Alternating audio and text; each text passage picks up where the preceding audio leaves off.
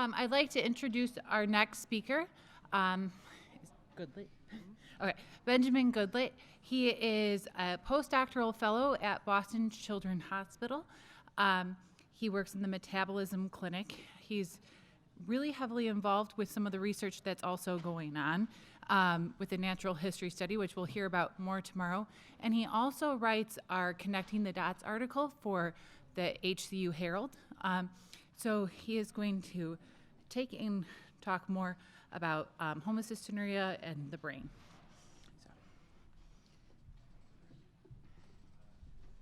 Thank you. So just to get started, I want to tell you a little bit about myself and a little bit of the role that I play at the clinic. And I'm speaking on the new microphone, so let me know if I'm not coming through clearly. So I always think that it can be a little bit confusing about what is the role of a psychologist. Not all metabolism clinics have a psychologist. So just very briefly, I want to let you know a little bit about what I do. And so one of the things that I do is I see some of the families for psychotherapy. So they come in and we talk about, anxiety or different difficult things that might be going on related to a metabolic condition. I see all kinds of metabolic conditions: homocystinuria, PKU, the urea cycle disorders, the fatty acid oxidation disorders. And so there's really a variety of things that families have to cope with. And a lot of times we talk about balancing everyday problems of parenting and being a kid and growing up with the complications of a chronic medical condition. And another big part of my job is also doing neuropsychological assessments, which is a big word, and oftentimes people can get a little bit confused about what the heck is a neuropsychological assessment. So before we get too far in, that's, I think, one of the things that I can do to be helpful today is just talk about, again, what does a psychologist do, and if you're going to see a psychologist through the school or through your hospital, what can you expect?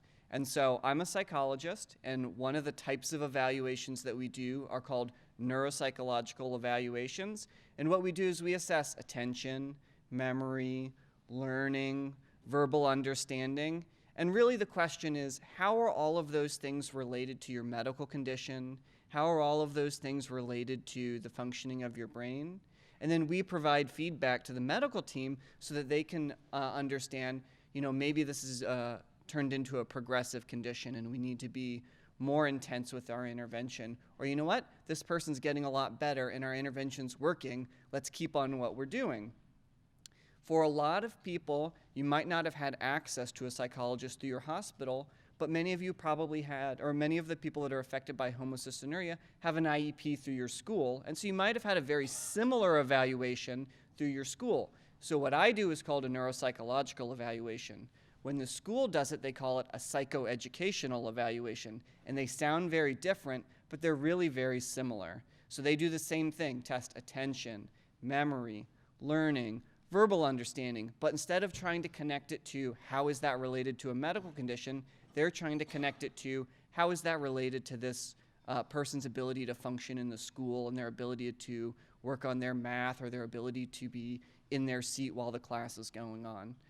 So that's not directly what we're going to be talking about in my talk today, but I always think that that's an important thing to kind of lead into, because when I talk to people, they often have a lot of questions about what does a psychologist do? How is that different than what the school does? So as we're going through the presentation today, if you have questions that are things like what I was just going over, I want you to feel free to raise your hand, to be able to ask those, to stop, because one of the things, again, I really just want to clarify, what is it that I can bring to the table? If you see a psychologist, what can they do for you? What can they bring to the table as a part of your care? So as part of my disclosures, I do want to mention that I am working with Orphan Technologies on their natural history study. And then, as Danae was nice enough to say, I also work with the HCU Network America on the Herald. So it's about, is it every 4 months? 3 months. I have an article that I try and talk about something that I think might be relevant for families from the perspective of a psychologist. The other thing that I want to make sure to talk about today is individual differences, because psychologists are always very interested in that. So when we talk about, here's what the effect is on someone's intellectual functioning, or here are problems that people with homocystinuria experience, you might think to yourself, that's not exactly my experience, or I know somebody that was very different from them. And so it's always important to keep in mind that everybody is different, and you have your own things in your family life or in your own medical background that your experience is unique. And so when I talk about, this is the effect of homocystinuria, really what I'm talking about is on average, here's what we see. But again, everyone has their own experience. Everyone is their own individual. So these are the key points that I really hope that everybody will be able to come away with today. And the first is that it's kind of an exciting place for homocystinuria. Right now, I would say that there's more unknown than there is known about homocystinuria. And we're at an incredible time where the patient advocacy group is brand new. The clinical trials are on the way. The studies to understand the basic functioning of homocystinuria are getting started. What we know about homocystinuria and how we treat it is going to be very different very soon. And so it's scary and it's complex that there's a lot that we don't know right now, but it's also very exciting because things are getting a lot better. So the other thing that I want to mention as a major take-home point, and I think this is something that everybody already knows, but when we talk about cognitive functioning, emotional functioning, social functioning, that metabolic control is important. And I think that can be easy for people to not think about or forget about in the moment, that when emotional issues or cognitive issues come up that are not within the realm of normal everyday problems, to consider what could be the role of homocystinuria in those. And that poor metabolic control is associated with cognitive difficulties, emotional difficulties, and social difficulties. And the other main point that I want to make sure that people have on their mind is that good metabolic control does not always mean no risk. And this is one of the things that's difficult about some of the things that we don't know about homocystinuria. In other conditions like PKU, where we have more information, I can talk to families about specific learning disabilities or specific areas of cognitive functioning that their child might be negatively affected, even in the context of good control. But with homocystinuria, right now we're at a phase where we have to use our knowledge from other conditions or other types of studies and then come up with an estimate for how we think homocystinuria might be impacting an individual. So let's just talk a little bit about when I am talking about cognitive functioning. What do I mean? So intellectual functioning. Overall, that's your ability to reason, it's your ability to think, it's your memory, it's your attention. But when we talk about how intellectual functioning gets measured, it doesn't include everything. There's only so many things that we can do. So oftentimes, intellectual functioning is not going to include somebody's social skills. It's not going to include their determination. It's not going to include their creativity. And so understanding the impact of homocystinuria on intellectual functioning is really important, but it's always important also to keep in mind that that's not the total picture, and that's not the only thing that determines what somebody's going to be able to do, how successful they're going to be, and it might not be the most important thing to them. Maybe, having a strong determination to work hard and really being socially oriented, if those are the things that a person values, those might be the things that drive their success. So I do think it's important to talk about, though, that homocystinuria does have a negative impact on intellectual functioning. And currently, with our best evidence, the people that are identified early and receive treatment early and are B6 responsive, the research that's available right now indicates that they're within the average range, that they're within the normal range, that there's not yet been identified areas of difficulty. But this is, again, where we're on the frontier of understanding homocystinuria, because the research literature has really focused on intellectual functioning overall and has not yet gotten specific to talk about different areas of functioning. So maybe people with homocystinuria overall are doing very well, but they might have one area that they struggle with. And it's important for us as we move forward to start asking some of those questions, because that provides a lot of useful feedback for families and for people. Maybe children with homocystinuria, even when they have average intellectual functioning, need some sort of support at school. Or maybe as they go into the workplace, they need to know about specific types of things that they might need help with, or ways to ask for extra support. And so that's where we start to run into the importance of ongoing research and making sure that we are always trying to learn more about what's happening with homocystinuria. So I think, based on my reading of the evidence for homocystinuria and my experience with other metabolic conditions, I think there's one area of cognitive functioning that we really want to think about as an area where people with homocystinuria might need help, and that's executive functioning. And what is executive functioning? This is an audience participation one. Let me ask you, what happens if you don't get enough sleep? Not just in general, what happens if you don't get enough sleep? It's hard to pay attention. I heard somebody say crabby. What if you had to skip breakfast and you missed lunch? Super crabby. Exhaustion. Anger. Can't focus. So executive functioning is all of those things.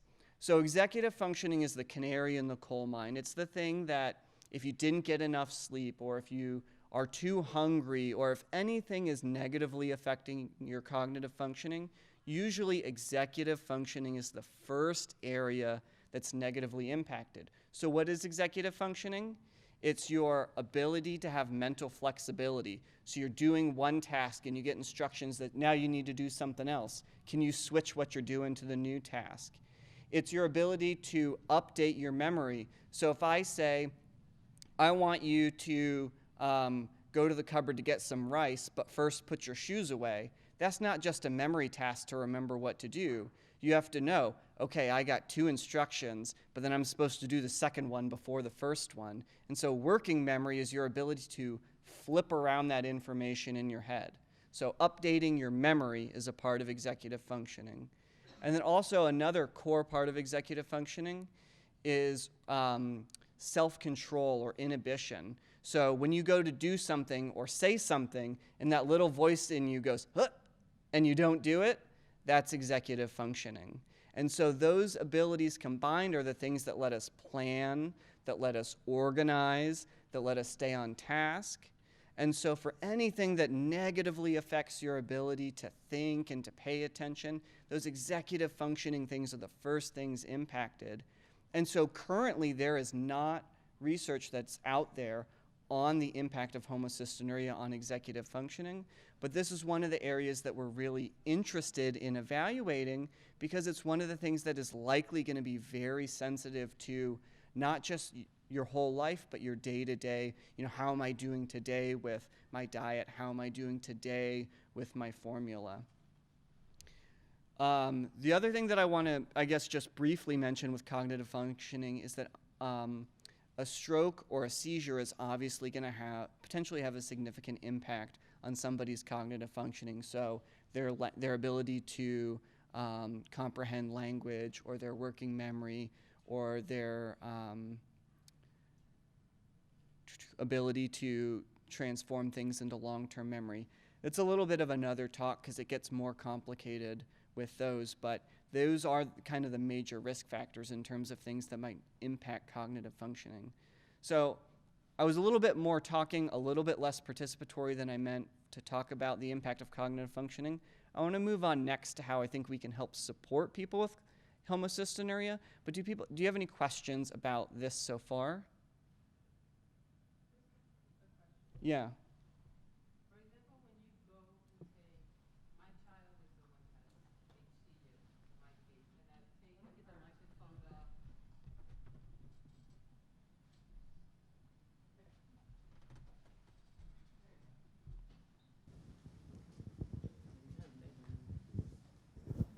Okay. Well, my daughter's the one that has the HCU. And I've taken her, she's right now 18. And when she was around 4, we took her to the psychologist. They did the things in the brain to see how her brain was functioning. Everything came out regular. We went back like 2 years ago, 3 years ago. I took her back. Something inside me said, because she doesn't talk. her problem, she cannot talk, she'll say little things like, mommy this, or mommy have to go to the pee-pee, but she won't talk like a regular, or at least 2 years less than what she is. So my concern was, I took her to the psychologist, and they did the MRI. They put her to sleep because they couldn't do it when she was awake. They put her to sleep completely. They did both again. They did the scan. What should I've asked as a mother? If they don't know what's going on with the HCU right now, you guys are trying to find out. But should have said that she has PKU so they could relate it to that, or what should I have said to them? Because And you say your daughter's 18 years old? yeah. Okay. And so, if you have concerns about how your child is functioning, whether it's their ability to use language or if they're having memory problems, the way that things are set up right now in the United States is that often that might get caught at the hospital, but again, not all metabolism clinics right now have psychologists. Mm-hmm. So oftentimes at school, that would get picked up in an IEP, hopefully. And that's something that parents often do have to advocate for, but the schools should be picking up. They did the IEP thing, and it's Mm-hmm. They have told me that it doesn't change. It hasn't changed. Mm-hmm. So her IEP thing is 35. It's very low. Mm-hmm. Yeah. But I think it's because of all this, Yeah. the situation. I don't know. So let me offer, I think, what I think is the best answer that I can to your question. But if it's not enough, I'm gonna move forward after my answer, and we can talk after my presentation. Mm-hmm. And so, what gets difficult, especially when someone is severely impacted by their condition, is like where to go to get the best answer, and like who should you be asking for. And so it sounds like your particular daughter had an evaluation through the school and then had some imaging done at the hospital.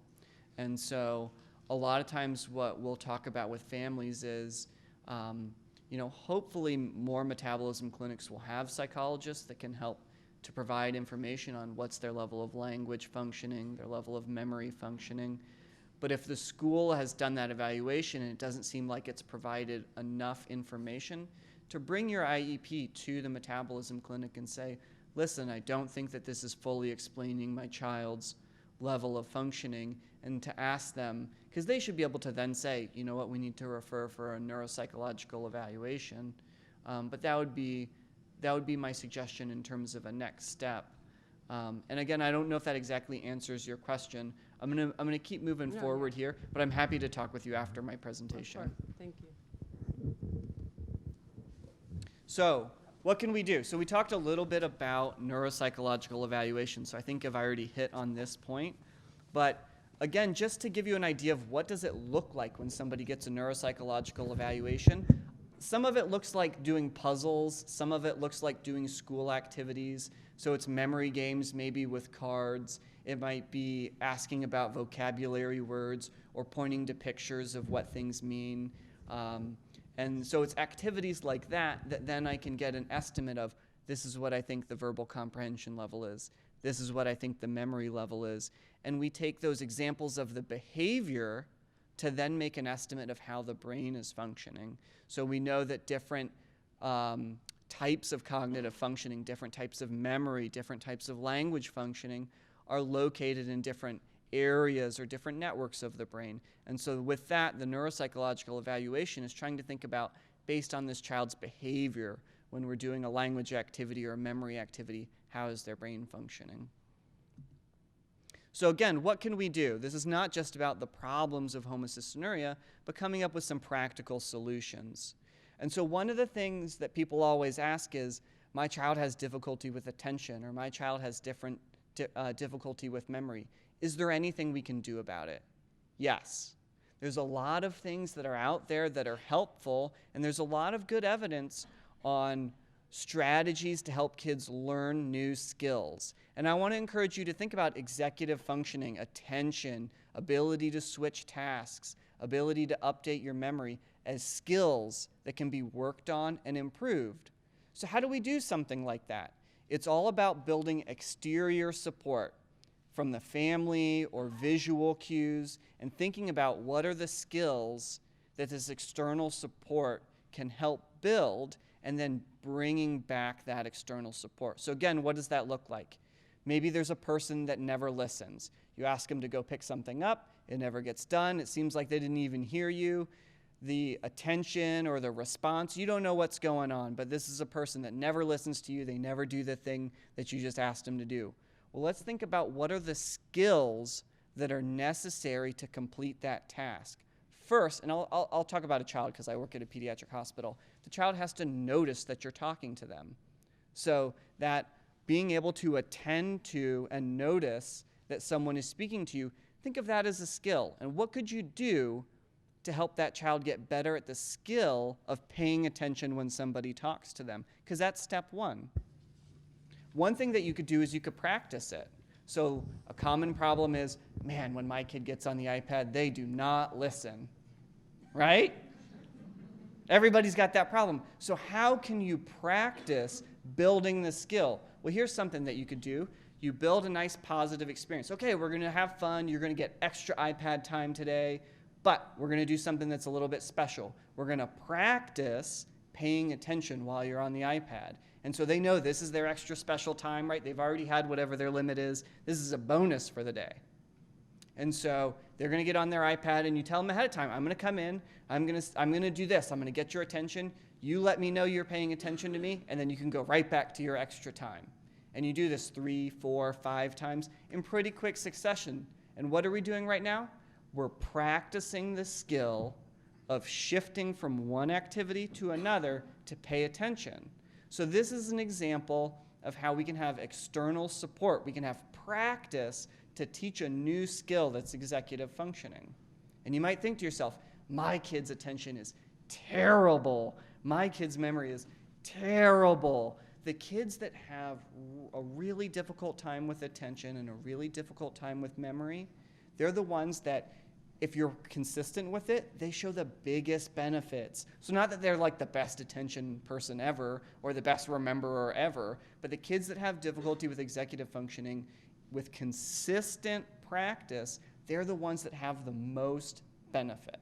And so that's one example of how you can have external support and then gradually you pull that back. And so I put up Smart But Scattered as an example. This is a book that I like. There's an adult version. And I recommend not reading it cover to cover because that would be really boring, but it's a great reference manual. You know what? We're trying to think about, here's a person that always forgets their appointments. Here's another example. So what can we do as external support to help this person learn the skills necessary to remember and follow through on appointments? And so Smart But Scattered is an example of a book that talks about how to go through that process. Because there's a lot of skills involved, right? If you've got something that's an appointment and you've just learned naturally, you probably write it down somewhere. And then you probably check that appointment book at some time. And then you probably communicate that there's an upcoming appointment to the other people that are in your life. And all of those are skills that maybe you learned on your own, but when people have difficulty with executive functioning, they might need somebody else to help them practice each step of the way. And then once they're able to be successful, that support can get pulled back. Is this helpful so far? Okay, hopefully it's helpful. So let's shift gears a little bit. We were talking about executive functioning. We were talking about attention, memory, planning, organization. Let's talk about how homocystinuria can impact people emotionally. And so I think a couple of the presentations have talked today about the rates of anxiety disorder or depression or OCD. The way that I really think about a lot of these metabolic conditions, not just homocystinuria, but a lot of the metabolic conditions, and the way that I hope that you will be able to think about it is a general risk factor that just might pop up in one way or the other. So just in general, when metabolic control is poor, or when you have one of these metabolic conditions, even with good control, emotion regulation is more difficult. And so things that make you angry, they might make you more angry. Or things that make you anxious, they They might make that person more anxious. And so for one person, it might show up as difficulty with anger. For another person, it might show up as a panic attack. But to not try and get caught up on, oh, our phobias or our agoraphobia, are those related to homocystinuria? For you to know that in general, if one of these things becomes a concern, somebody later in their life is all of a sudden having panic attacks, and you don't know why, the first question should be, well, what's going on with the homocystinuria? Is the total homocysteine level elevated? And if it is, then that makes a lot of sense that maybe one of your first steps is to address the metabolic control. And this is particularly important, I think, when you're starting to wonder, maybe I need to go and see a therapist, or maybe I need to go and see a psychiatrist because maybe I need a trial of medication. And so when you're getting to the point of asking some of those questions, one of the questions I hope you will also ask yourself is, I wonder if metabolic control could help this situation get better. Because if you're in poor metabolic control and you can't pay attention to anything, and you're wondering if you need medication for ADHD to improve attention, it might be that you need that medication, but it also might be that better metabolic control could really help address the problem that you're experiencing. Question about this so far? So what can we do? So if homocystinuria is a risk factor for a variety of different affective problems, anxiety, depression, panic, what can we do to help address that? The first thing is to recognize it. So to recognize that all of a sudden with these new developments, this new emotional difficulty, to recognize maybe this is related to homocystinuria. Maybe we need to ask the metabolic team, how's the control going? And if the control is good, people with homocystinuria have all the same stress and life experiences that everybody else does. Everybody else gets anxiety or sometimes has depression or sometimes has episodes of panic. So this could be, the same life experience that everybody else has as well. But to recognize that there could be a link to the metabolic control. The second thing that I always like to talk about with people is avoiding avoidance. And so anytime we feel anxious, there are things that we kind of just tend to, I'll just put that to the side and deal with it later. Or if I'm feeling a little bit sad, maybe I'm going to withdraw a little bit. And with chronic health conditions, this becomes especially important. Because let me ask you, this is an audience participation question. For family or for people with homocystinuria, what are things about your care that you avoid? Anybody?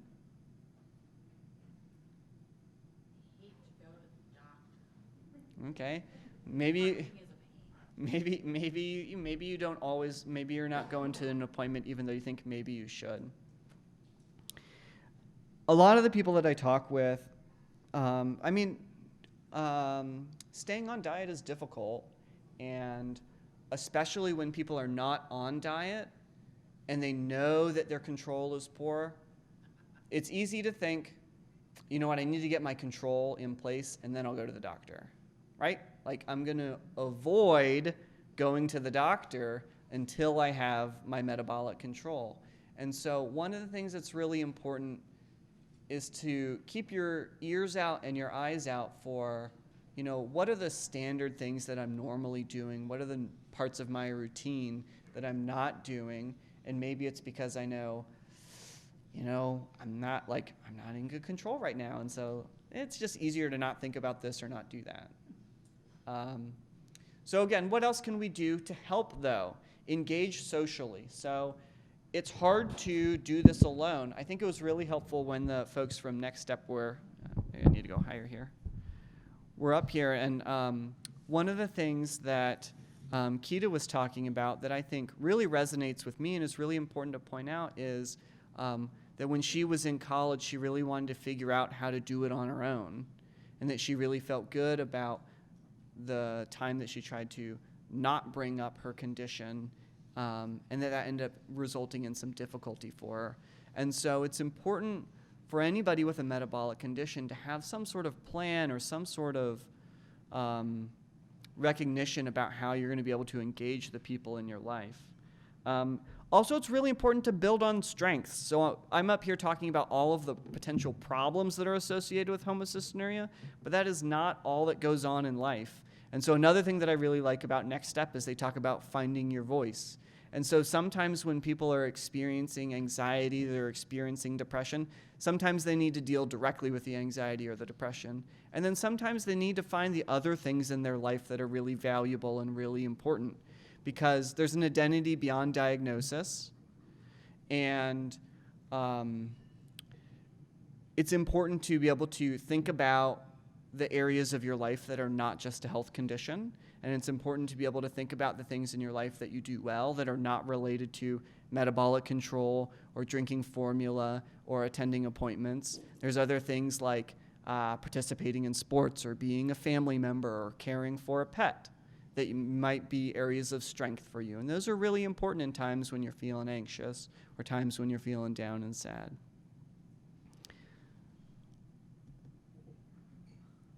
The other thing that I want to point out is that there's two areas that are really important in terms of coping. One is kind of like, what can you do to tolerate the moment in the periods where you're feeling really frustrated with something? So figuring out what are the strategies for distraction that work well for you. And so oftentimes when I talk with somebody about coping with a health condition or coping with anxiety, it's easy to get stuck on distraction, and distraction is an important skill, but also figuring out what are your active coping strategies. And so it's also important to think about when I'm feeling stressed out about dealing with the healthcare system or dealing with my diet, what are the things that you can do that help you to be able to do those behaviors even when you're feeling anxious? I know this was a little bit skipping around, but hopefully we'll circle back.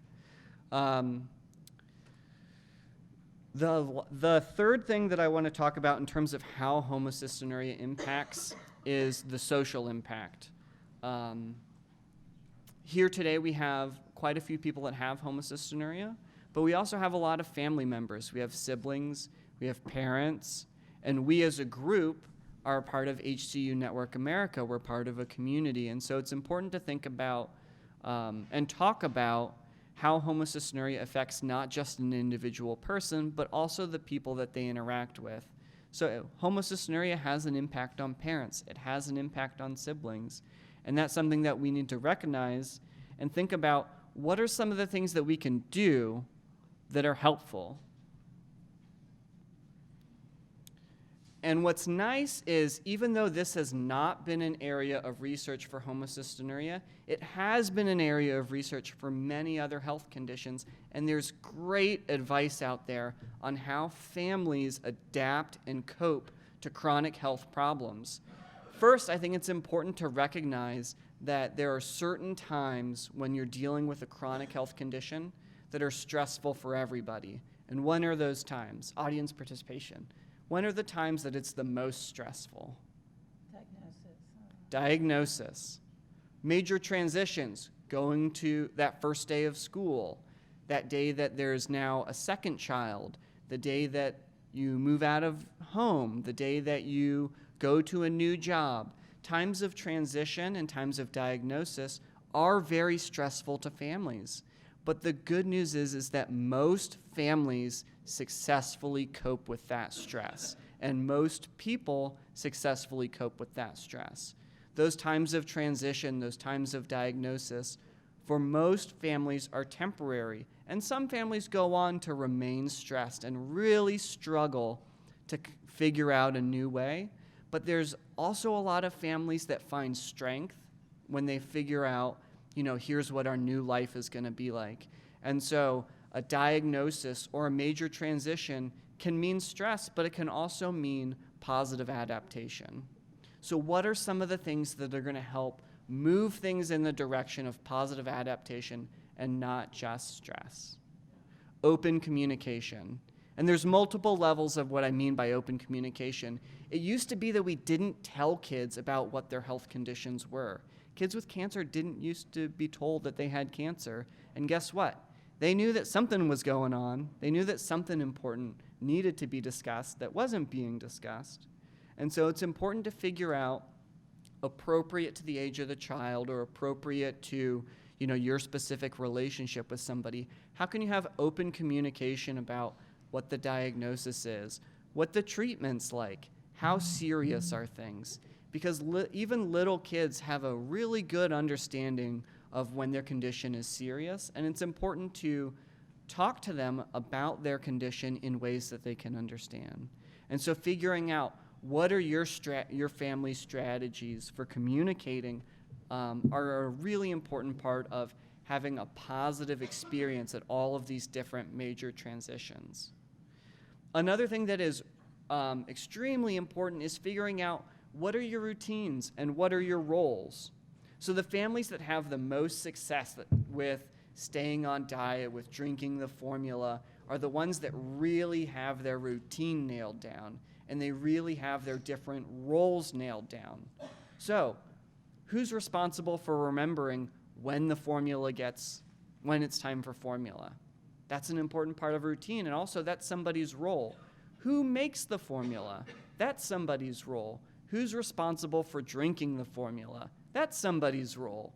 Who's responsible for cleaning up afterwards? That's somebody's role. And for young children, that might look like the parent doing everything except for the drinking. That's the one thing the kid does. But it's important to have open communication about what those roles are. So oftentimes when I talk with families, we try to make that clear. The parent's role is to remember when the formula needs to be drank, how much formula, to make it. It's the child's responsibility to drink it, and then it's the parent's responsibility to clean it up. And that would be the division of roles for a young family. And then as people get older, those responsibilities might change, but it's really a good idea to talk about each of those steps. Whose role is it? And that as kids get older, they can really feel a lot of ownership about, okay, now my role is to, maybe they're not responsible for remembering when they're going to drink their formula, but maybe a middle schooler or an adolescent is responsible for measuring it out, for mixing it, for drinking it, and then maybe the parent's still cleaning it up. Maybe that's how the division of responsibility looks. It's also really important that both the child and the family have their own emotional support. So it's important that the child or the person with homocystinuria have somebody that they feel like they can talk to about their condition. And maybe that's somebody in their family, or maybe it's somebody that they've met through a different part of their life. But often I like to ask the question, when you're feeling really stressed out about this, or when you're struggling with PKU, or you're struggling with anxiety, do you feel like you have somebody that you can go and talk to? And not everybody feels like they can say yes to that. And that's okay. Then the next step is like, well, let's figure out who that person might be. Maybe it's somebody that's at school. Maybe it's somebody that's in the family. Maybe it's me as a psychologist. And then the other thing that really helps within families is figuring out when things get tough, what are you going to do as a family to actively cope with that situation? When you have chronic health conditions, there are times where things suck. So what does your family do when that happens? Like, does your family get silly? Do you have games that you play to relieve the stress? Do you joke around?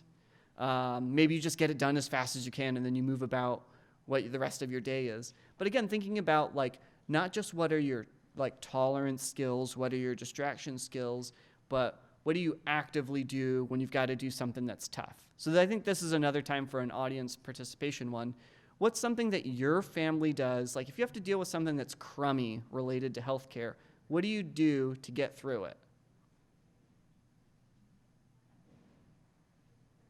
How many of you guys give rewards for blood draws? Giving rewards for blood draws? Okay. I actually usually try, being pregnant, I have to go in more often for blood draws, which it's like torture, because it's not just the geneticist, it's the OBGYN and everyone else and the hematologist. So one of the things that I do is I try to coordinate going out to a place where I know it's going to be friendly for me to go out to eat, but tying that into a blood draw, so it's kind of like a reward for having to go through that, because it's pretty much 2 weeks to a month at this point. So it makes it a little bit more easier to cope with, being constantly driving 45 minutes to go get a blood draw. So. Yeah. So building positive things in your life that you try to associate with when you have to do the negative things. Yeah. That's a great active coping skill. So it's, I think, also important for us to talk about what helps the family members, because the person that has homocystinuria, obviously that's their health condition and they have to figure out, how are they going to live their life? But also the family members have to think about that as well. And so it's important there's a couple of things that are really important for family members to have in their pocket. So when one family member has all of these extra medical procedures and it's not even your medical procedure, what can you do in the moment to just kind of help yourself feel a little bit better, to self-soothe? So I'll throw out a couple of examples of what some people might do to self-soothe, and if you've got other examples, I'd be glad to hear them. For some people, they might have like a distraction toolbox, so maybe they have something that they're going to fiddle with. It might be, something with beads, or something they're going to do with their hands, or something that it might be a tactile sensation for younger siblings, like having some silly putty, so that just when you're in the waiting room and you've got to figure out how to just wait 5 more minutes, you've got something that you can have tactily to let you get through that situation. Maybe it's listening to music while you're waiting for the doctor to come in the room. Just another way to help you be able to get through the moment in a way where you're able to soothe yourself. Obviously, it's really important for family members to figure out a way of developing a trusting relationship with their healthcare team. And so thinking about, in the long term, how are you going to, how are you as the family really going to build a coalition with the medical team? And hopefully they're also asking themselves this question. And so, voicing your concerns, but also providing that positive feedback and thinking about, I'm on a team and this is my team, and what can I do to make sure that the medical team knows that I'm on their team and that we're doing this together. I'm saying the word team a lot because it's really important.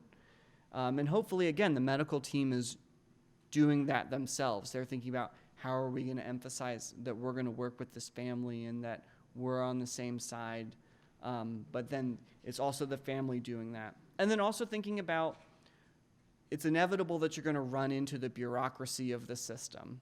And so how are you going to manage your stress, manage your family when you run into that bureaucracy? So that's great that at lunch we talked about how to overcome some of the issues with prior authorization. Or maybe you need a referral to a new specialist that has a 6-month wait list. And so just figuring out, again, as a family, how are you going to manage some of those conflicts?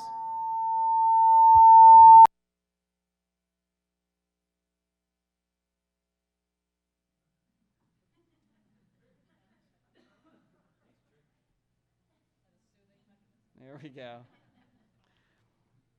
So again, this is, I think, a big point that I really hopefully I've made this point clear in terms of this is how I think about care is the steps for medical care for metabolic conditions have really been worked out really well in terms of what are the core elements. What I don't think has been worked out nearly as well is what are the core elements that let families, that let people with homocystinuria make it through the system and make it through the condition and, not just cope, but thrive. And so I think it's really important that as we think about the future of metabolic research and homocystinuria research, we're not just thinking about, what are your metabolic levels and how is the dorsolateral part of your prefrontal cortex functioning, but, how are you coping? And when you're raising a child that has homocystinuria, are they difficult to soothe? Are they easy to soothe? Is it impacting their ability to make friends? And think about all of the different social and emotional impacts that are out there. And it's been my observation within the world of metabolic conditions that when answers are coming to these types of questions, it's really the parent and the family advocacy groups pushing for answers that's driven these types of this type of information. That it's amazing the developments that are being made in diagnostic testing and pharmaceutical interventions. And I think it's easy to forget about that the person that has this diagnosis is a baby or is a kid in elementary school. And a lot of the questions that families have are, you know what, my kid is really, really angry, or my kid just is so difficult to soothe. And is this the medical condition? You know, can we talk about the behavior of my child? Can we talk about the emotions of my child?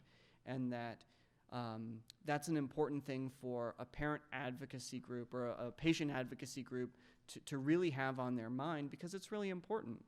And I think it's also important for us to have on our mind because there's a lot of things that we can do. We talked about strategies for supporting the development of executive functioning. We talked about strategies for recognizing that emotional difficulties can be related to homocystinuria. And we also tried to talk a little bit about some strategies for addressing some of those problems. And so I hope that as we advance our information on the biological features of homocystinuria, that we'll also advance our knowledge on who are the people that are impacted by homocystinuria. So I think I have a few minutes left. So if you have any other additional questions, I'm happy to take those now.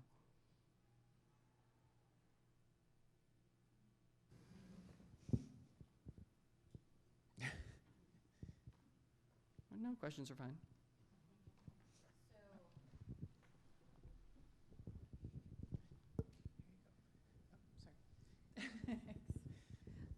So to the parents, who do you ask if you think that their child is having difficulty in a particular realm? What's the right testing? Because there's developmentalists, there's neuropsych testing, you're a psychologist, there's psychiatrists. Mm-hmm. So how do you figure out who do I go see for my particular child? I think the first thing that can be really helpful is to try to think about a clear way of communicating what the question or what the worry is. And so if the worry is, you know what, my child works really hard and they love school, but they're failing everything, to think about how specific you can be in describing what you think might be going on. And you could start with a PCP or you could start with a metabolic team, and to then express that concern. So my child is working really hard, they love school, they just don't seem to get reading. Who's the appropriate person to then go and have that investigated further? And the first step there would be the school, but then also a neuropsychological evaluation would be okay. The difficulty is there are so many different types of services that are out there that I don't think it's realistic for families to be able to know, oh, we need to go ask about a speech and language evaluation, or oh, we need to go ask about an occupational therapist evaluation. So my advice would be to just try to be clear about what your concern is, to take that to either primary care or the metabolic team, and then see if they have feedback on what the next step is.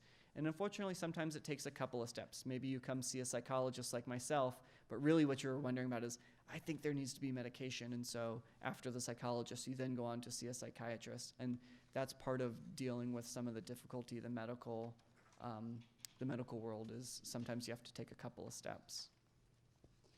Something that I struggle with, and probably most parents, is Landon is 11. I think his body's going through a lot of changes, but it's hard for me and my husband to not know when he's just being mean or when he's being mean because he doesn't feel good, or it's hard for me to differentiate. And what's the appropriate punishment? Is he acting this way because of his HCU, or is he acting this way because he's just a kid? Or that's been really hard for us. This is such an excellent question. And really what it gets at is when there's a difficult child behavior or a difficult behavior within the family, what's due to the medical condition and what's due to something that's not the medical condition, and how are you supposed to react to that? And I think what's the added stress, especially for parents, are you know that there's additional medical appointments. You know that there's additional things that your child has to do that other people don't want to do. And so you want to try to make up for it in other areas. So maybe you're more lenient on some of the household rules because you know that there's all this other stuff that your kid has to do that other kids don't have to do. And so really what you're trying to balance are the everyday parenting difficulties with the difficulties of a chronic medical condition. And so what I always try to tell people is that the expectations should still be high.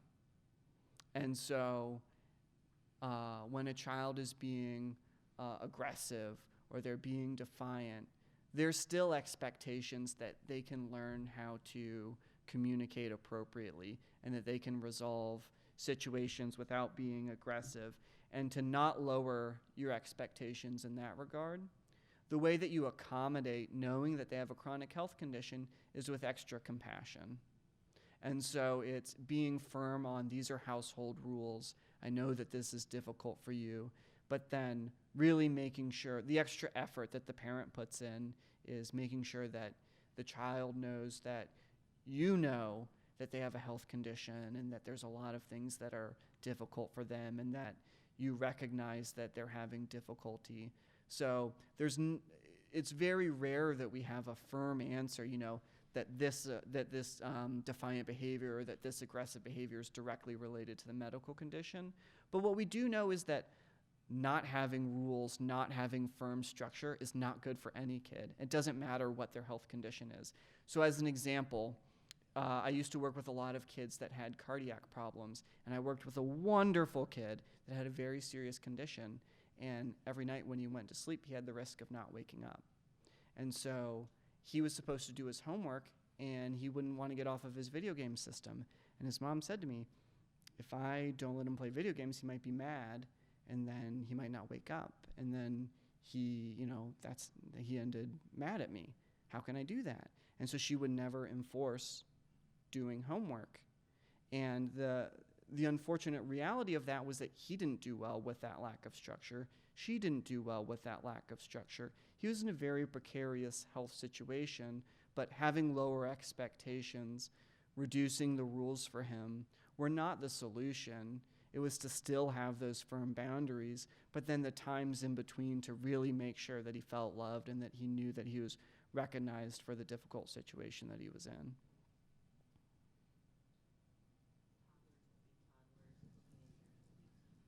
Yeah. All right. Okay. Thank you so much for taking your time and speaking with us.